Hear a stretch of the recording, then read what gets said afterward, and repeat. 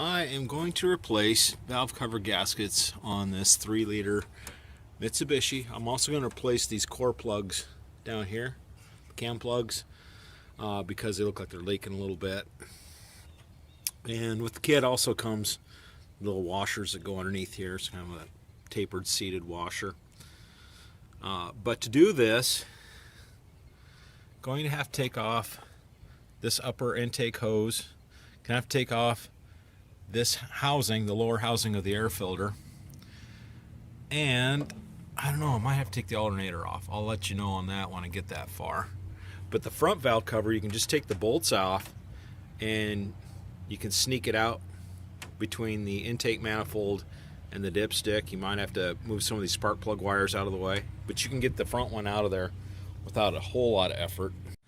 Okay, I'm literally 2 minutes into the project. I got the valve cover off and I loosened up the bolts on the rocker shafts just enough so I can get a little bit of gap down here.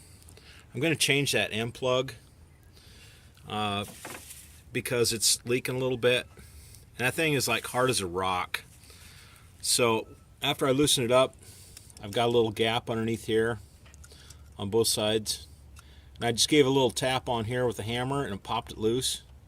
Then you can just reach in here with a pick and just pull that out. Just simply pull it out. Yeah, okay.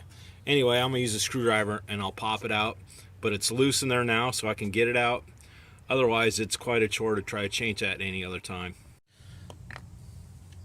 Okay, I got the old core plug out. It popped out with the screwdriver. It's no big deal. Didn't take hardly any pressure to get it out of there. And here's the new one right here. Now you can change these without pulling the valve covers, but it just takes a whole lot more time and you feel like you're going to break something. So I just soon do it the easy way and the quick way.